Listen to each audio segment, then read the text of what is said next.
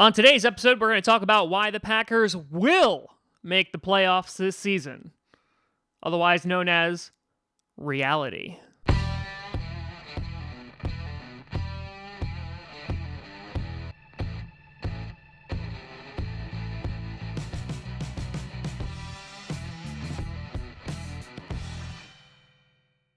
Grossi Posse Packer Nation, welcome to an episode of Packcast, the podcast where you're not a Packers fan, but it sure does help. I'm your host, Tom Grossi, and we off the fumes, the tail end of yesterday's video detailing why the Packers may not make the playoffs. I feel that this video will go down like a spoonful of sugar.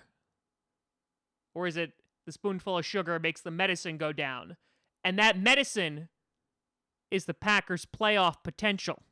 And before we get to that, let's do a big shout out and thank you to all those patrons over at patreon.com/TomGrossi Comedy. If you would like to hop in on that and stock this beer fridge, check out patreon.com/TomGrossi Comedy. And now, yesterday, we broke down multiple reasons as to why the Packers might not make the playoffs. And again, I'm trying to be as unbiased as possible, being surrounded by Packers memorabilia. But as I've been saying ever since last year, there is potential that there are a lot of moving pieces that they might not all fit together, and we may not make the playoffs next year. That is certainly a possibility. Now, I think we have a very good chance at making the playoffs, and that's what I'm going to detail in this video today, and kind of breaking down why I'm feeling a little bit more optimistic than most seasons, even though every season we're going undefeated and winning the Super Bowl. So let's break it down, and let's go to numero uno. And one of the reasons why I think we will definitely be making the playoffs is a renewed emphasis on the run game. I've been saying this now ever since Matt LaFleur got hired. Excuse me.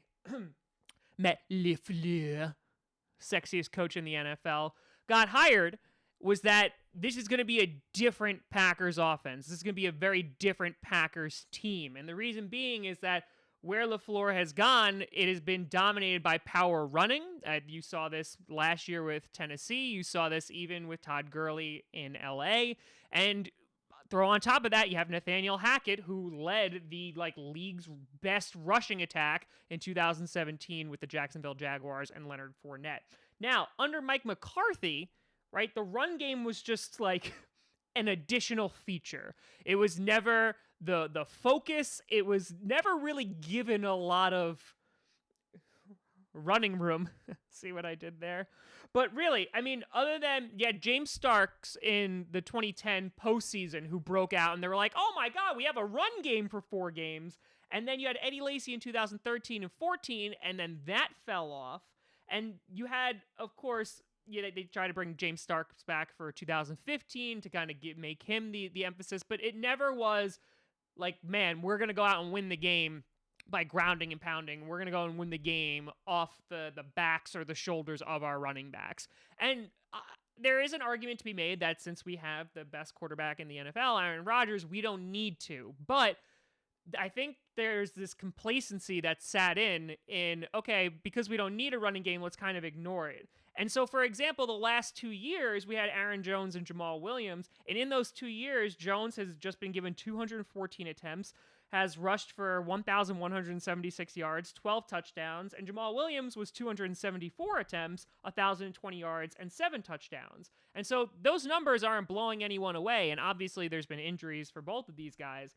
But now that you have a new administration in Nathaniel Hackett and Matt LaFleur, LaFleur has been very open and honest and transparent, saying this is going to be a running back by committee. We are going to take some of the stress off of Aaron Rodgers, and I could not be happier about that. While you might not have Aaron Jones just breaking off for ridiculous numbers, and having an 1,000-yard season, I don't think that's necessary, because they're even drafting guys that this is going to be a committee-style run game, and I'm okay with that.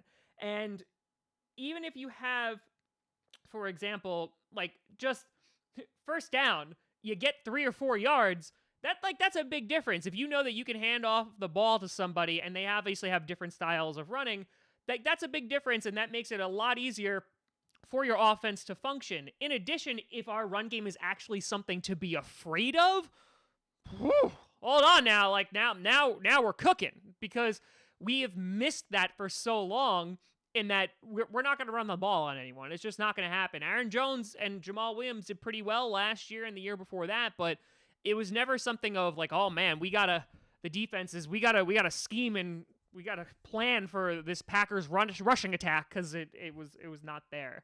And so I think just the fact that we're going to be a multi-dimensional team, we're not going to be a one-sided team, is going to make a load of difference, and I think it's going to make us tremendously more successful. And if it's not next season, it will definitely be in the short and long-term future. In addition, we also got some offensive line depth, thank God, in getting Billy Turner off of free agency, and we also got Elton Jenkins from the wonderful draft, the second round.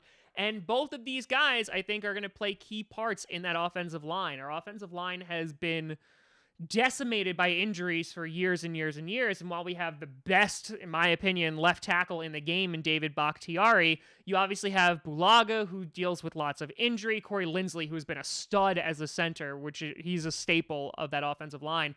But our right and left guard is questionable, to say the very least, and they really, really struggled last year, as Aaron Rodgers getting hit over 40 times, getting sacked over 40 times, and losing the most amount of yards on those sacks in his career. And so not even with the running game is this going to open it up. It's also going to be able to protect Aaron Rodgers, who hopefully will get the ball out a little bit faster, but we'll see if that comes around.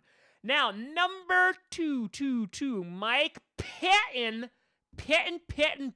Mike Pettin. I'm so glad that we brought this man back. And a reinvigorated defense. We have an upgraded defense, absolutely. And so Brian Bulaga, speaking of, just came out yesterday saying that for the first time in 10 years since he's been in Green Bay, it seems that the defense actually has the edge over the offense in camp, which is something that I love to see. You have Jair Alexander, who had a great rookie season, looking to make it a Pro Bowl caliber year. You have Kevin King, who is most certainly in a prove-it year. We talked about how that could be a negative in yesterday's video, but I think it could be a positive, that it's like balls to the wall. Let's go. I need to stay healthy or I'm not going to be on the team anymore. And obviously getting Zadarius Smith, Preston Smith, we talked about this yesterday and in multiple other videos, that they had more pressures on the quarterback combined than our entire defense last year. We got Amos to sturdy up that backfield. We drafted Savage, who looks amazing. And, of course, we got Rashawn Gary to throw in there as well. And while there are still some question marks at inside linebacker, you still have Josh Jackson as a question mark. These guys are, could go either way.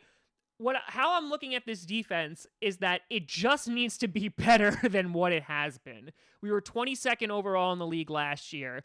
And while we've never really had an elite defense, even when we went to the Super Bowl, the elite number was just the turnovers that we were getting. We were still giving up a ton of yards, but it was the turnovers and the frequency of those turnovers that helped us win a Super Bowl back in 2010. And that's kind of been missing. 2014, we had a better defense, but that's been about it for the past 9 years. And so bringing Pettin back, able to work work again with these guys, bring up these new guys, and have some consistency on that defense, I'm really looking forward to seeing what they are doing. And I'm not going to go all out and be like, oh my God, we're going to have a top 5 defense, we're going to be elite, because I don't know if that's the case, and plus, I don't think that should be necessarily the goal. And I think for Packers fans, what we need is just to be better than we were. If we could have a top 10 defense, hell, imagine what this team could do if we could actually limit the amount of points that our opponents can score, or we could actually stop them on third down, or we don't have Julio Jones running for 150 yards on us, or Stephon Diggs doing the same exact thing. I think if we actually have a defense that is reliable and just able to do their jobs well, and I'm not saying elite, just top 10, then I would be super stoked about that, and that's going to give us a lot more victories, because how many times has the defense let us down in the past? And if we could just get past that point, I'm so down with it. And we have a defensive line right now that is scary. We have Kenny Clark, who is amazing, and he's young. We have Mike Daniels, probably for the last year at defensive end. We also have the Smiths. We have Gary. There are a lot of weapons, and there's actually some depth at some of these positions now, and I'm looking forward to see what Pettin's able to do with that. Number 3, and how Rodgers was mentioned last year. It can't be a video about the Packers without mentioning Aaron Rodgers. First of all, you have a healthy Aaron Rodgers, which last year, obviously week 1, messed up the knee. Kind of, I'm not going to say that was the whole reason why his stats were down last year, but that didn't help anything. But you have a healthy Aaron Rodgers in a new offense that is, going back to the first point, not going to make him do everything. In that, I would like to see, well, again, I love the fact that Aaron Rodgers can extend the play and do amazing things when he does extend the play. I would like us to go a little bit more towards a New England Patriots offense and just getting the ball out quickly. Rodgers was speaking about Matt LaFleur and saying how there's a ton of motion pre-snap now. It's going to keep the defense on their toes, which you didn't have with McCarthy. And I think that it's going to be not only just different, I think this is just going to benefit the entire team. And of course, Aaron Rodgers, it's going to make him do what he does best even better and more consistently, because he doesn't have to run, flee for his life, and also audible out of plays and make the plays up as he goes along and catch the ball and punt the ball and kick he doesn't need to do all that stuff, or at least that's the hope, and that their offense is going to be designed to bring out his best qualities, and that's what you want. And so we also, on top of that, we have Devontae Adams, who's going to be the consistent guy, right? He is going to be the main target this year. We're going to see if Jimmy Graham's able to step up, but we are also picking up other tight ends. We're going to see what they can do in camp. And then we also have our wide receivers from last year, who every Packers fan was pretty disappointed with. They have a second year to potentially gel with Rodgers to get that chemistry. And so I think that potential-wise, the Packers can shatter the glass ceiling. And I think we have Super Bowl on our minds this year, and I don't think it's out of the realm of possibility. Obviously, this video is just about playoffs, and it's difficult just to get to the playoffs, but there's a lot to be excited about on the offensive side of the ball and also on the defensive side of the ball. There's going to be something new. It's going to be something that's going to benefit everybody, and if it doesn't, let's go worst case scenario. If it doesn't, we're going to find out pretty quickly what the problem is. Is it the scheme? Is it the players? We're going to find out. And even that, getting some answers to those questions, I think is awesome. And then finally, number 4, and I feel like this is a little bit of a cop-out, but we also have a pretty fortunate schedule in that 6 of the games, and 2 of them are against the Bears, are with teams who made the playoffs. That ain't a lot. So 10 other teams didn't make the playoffs last year, and we're playing them. Now, I don't give a lot of kind of weight to the strength of schedule and stuff like that, because teams change from year to year. But I like the fact that we do have a late bye, considering we're usually injured. We're able to kind of regroup, heal, and then go out for the rest of the season. I do like that.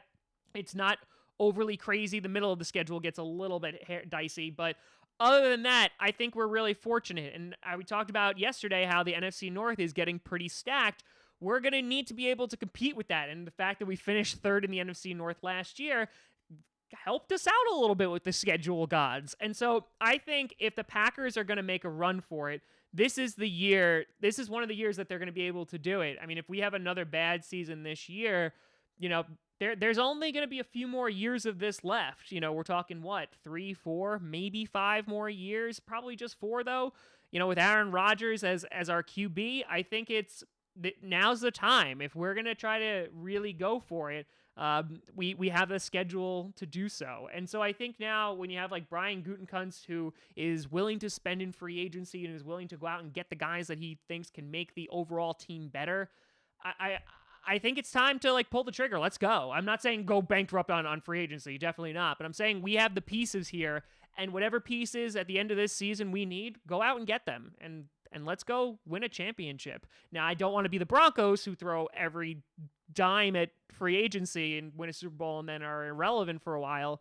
But I think that the Packers are in a very fortunate position. We have a lot of new blood on the team and also coaching, and I think this is it. I have a very good feeling that the Packers will make the playoffs. And if they don't, I won't be terribly surprised based off of yesterday's video. But for all those Packers faithful out there, You should feel optimistic. You should feel optimistic. But let me know what you think down in the comments below. You think the Packers are making the playoffs? You think they're not making the playoffs? You think I'm crazy? What's going on? Let me know what you think down in the comments. You could always find me at TomGrossiComedy.com, TomGrossI Comedy, at TomGrossiComedy, and all the social media see down below. Check out podcasts on SoundCloud, iTunes, Google Play Music, and of course here on YouTube. Thank you so much for watching. We'll come up with a couple more videos this week. I'm Tom Grossi. And as always, go Pack Go.